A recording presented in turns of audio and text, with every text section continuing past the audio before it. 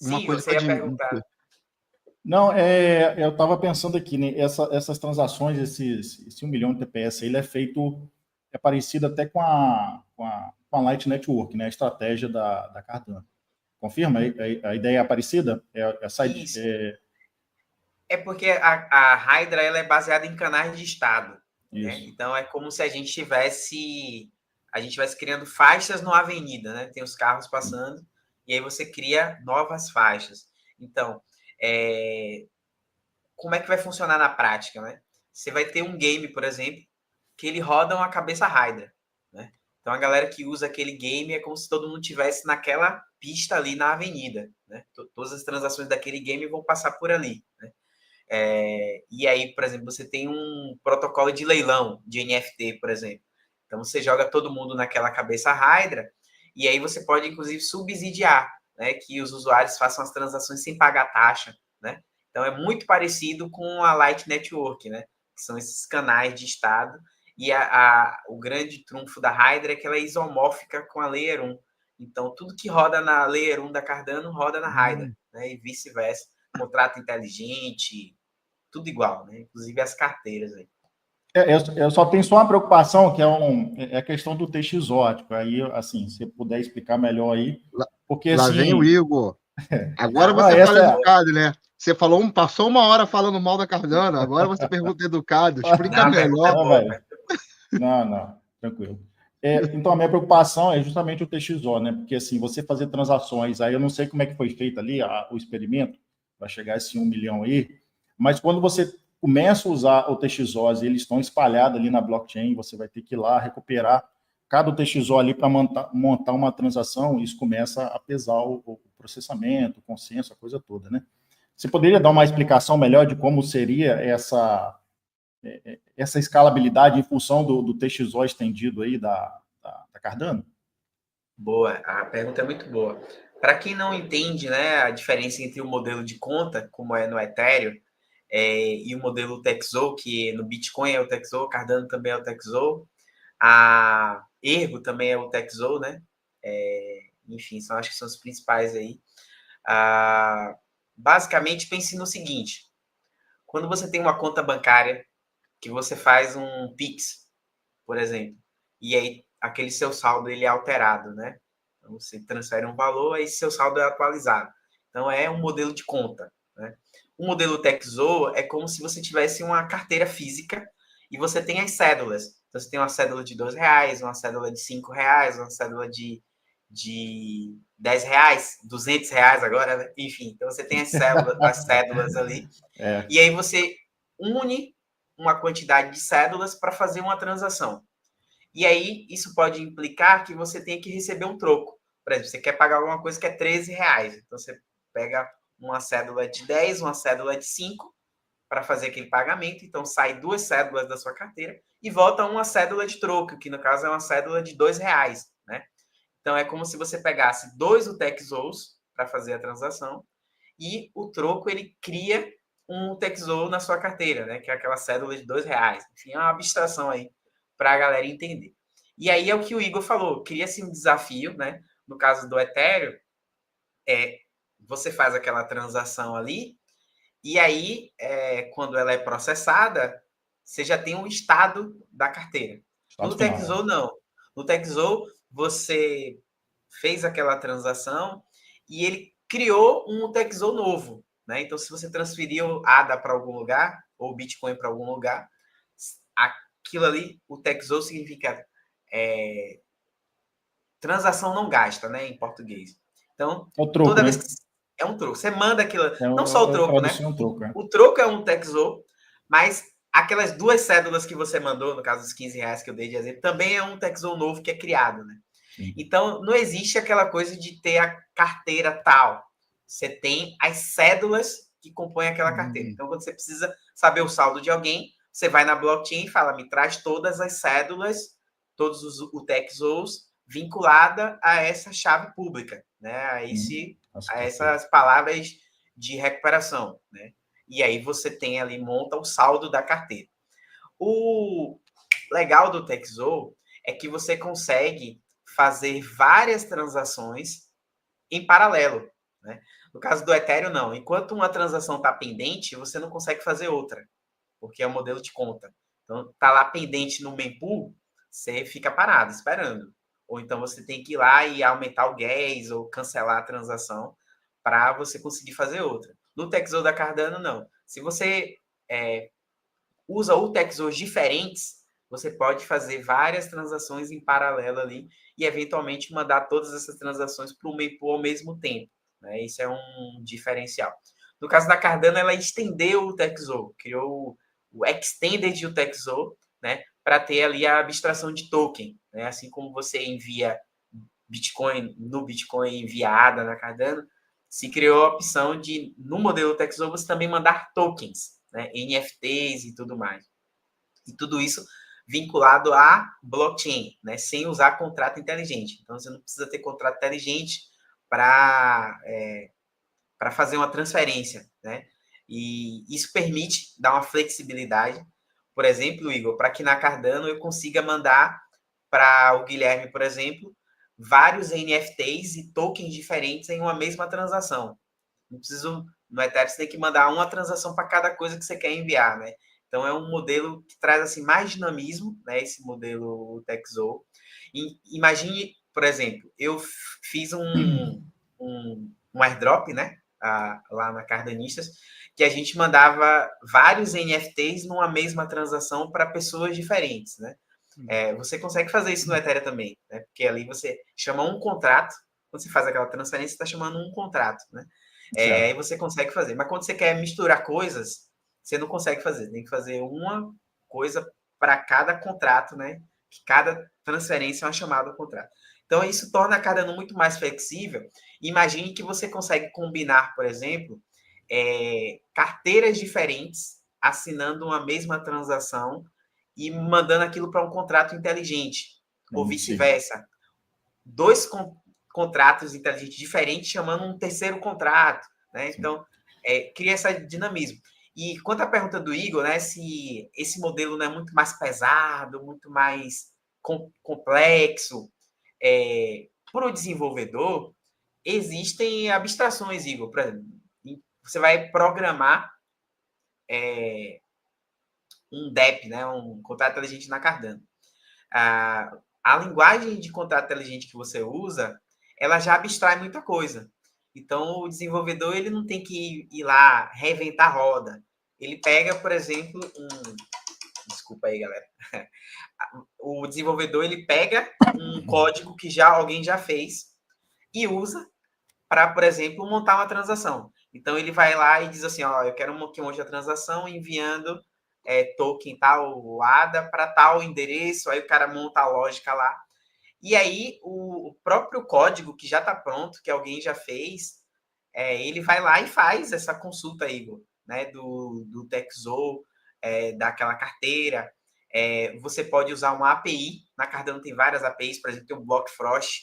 Então, o desenvolvedor não precisa, né, ele chama uma API, que nem a API da MetaMask, por exemplo, e a MetaMask traz o saldo daquela carteira. Então, mesma coisa, né? Tem a carteira Eternal, o usuário vai lá e chama a carteira Eternal e o desenvolvedor chama o saldo da pessoa, fala que quer mandar ADA para alguém, um token para alguém.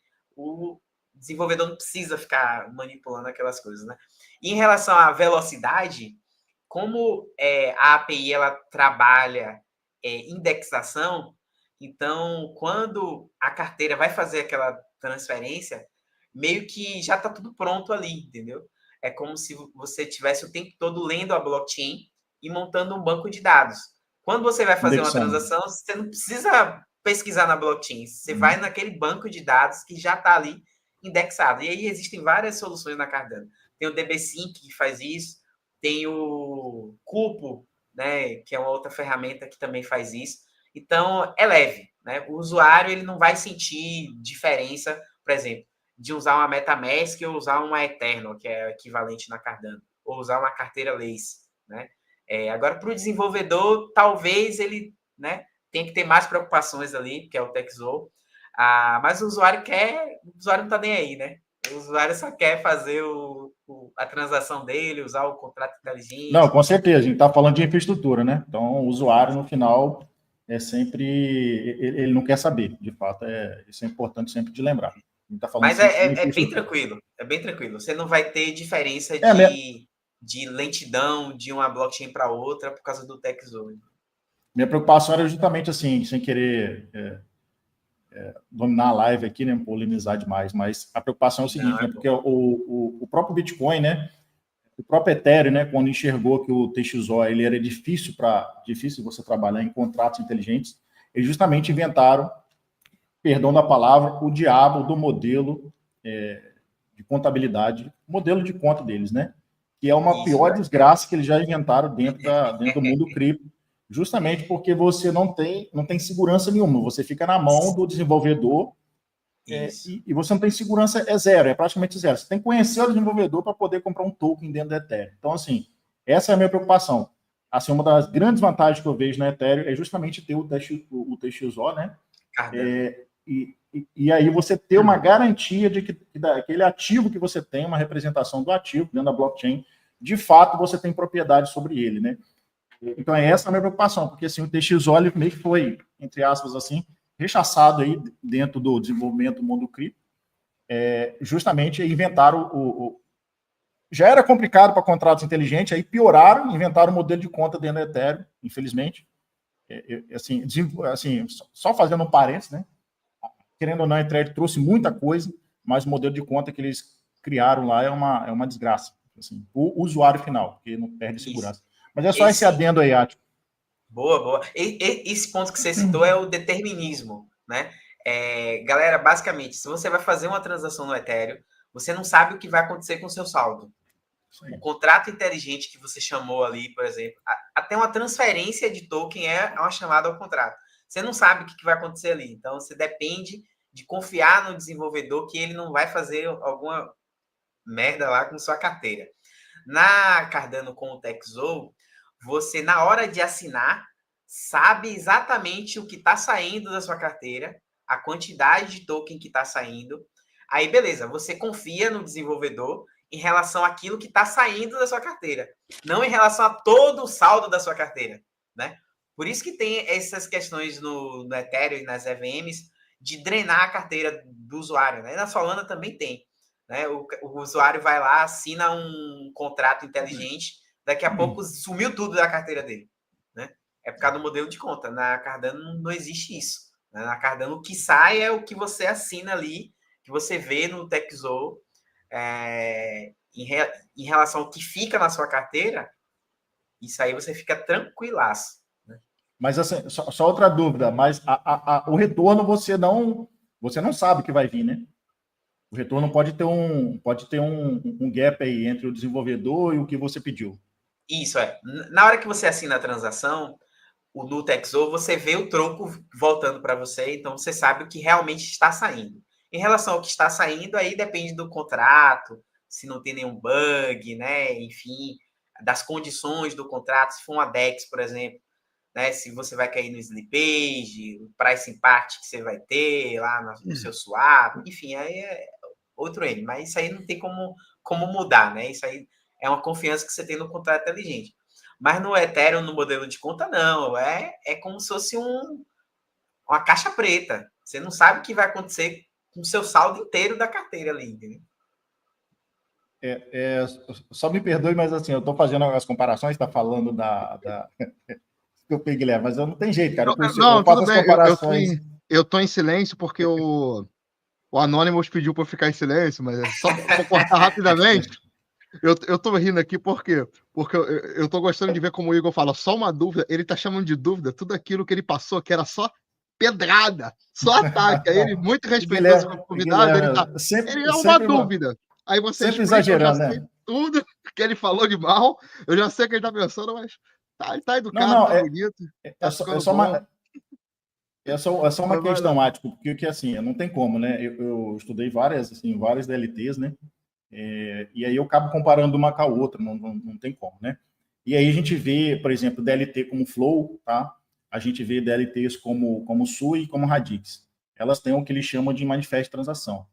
Não sei se você já ouviu esse termo, mas basicamente é uma estrutura que manda para a DLT antes de você processar a transação. ele amostra, fala assim, ó, é isso aqui que vai entrar, é isso aqui que vai sair. Então, assim, já temos hoje tecnologias que definem para o usuário, que já fala para o usuário o que vai sair da carteira dele e, antes de ser processado, o que vai retornar. Então, chama de manifesto transação. Então, assim, só a título de comparação, a Cardano ainda está com essa falta ainda de saber o que vai retornar para o usuário. O que você sai, o que vai sair, você sai, mas o que retorna ainda está nessa pendência ainda, né?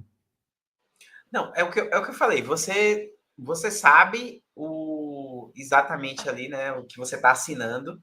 Então, por exemplo, se eu estou mandando para mim swap, que é a maior DEX na Cardano, 100 ADAs para fazer um swap, então eu assino que está saindo 100 ADA. Agora, em relação ao que vai acontecer dentro do contrato da MinSwap, aí isso aí depende da execução. Você está me dizendo que algumas redes DLT, ele já diz o que o contrato vai fazer, né?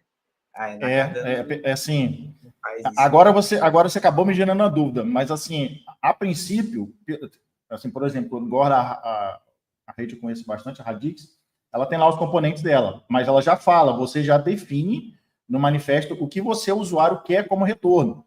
E assim, então a Cardano tem isso. Na hora de você assinar a transação, você vê a montagem dela ali, que então, é perfeito. o Texos. Já tem. A montagem e o retorno. Fala assim, vai retornar tanto em função dessa transação, quanto taxa eu vou gastar. É isso. Exatamente. Top. Até porque na Cardano não tem mercado de taxa, né? Inclusive, estão até discutindo para trazer, mas na Cardano é baseado no tamanho da transação. Então, quanto mais bytes, né? Tamanho do arquivo mesmo da transação. Quanto maior, mais taxa você paga, né? Tem uma unidade de medida ali para calcular. Show de bola. Chegou para cortar aí o ataque do Igor? Brincadeira, não tem ataque não. Eu gosto, cara, eu gosto porque, assim, até para mim, me tira da zona de conforto, sabe? De a gente fazer um debate mesmo. Porque o cara fica falando sem o outro, né, dialogar, também não é legal. E acho que tem muita gente que tem a dúvida, que já viu outra gente criticando o Texo da Cardano, ou já veio gente falando bem, né? E é legal a gente bater esse papo. Sim.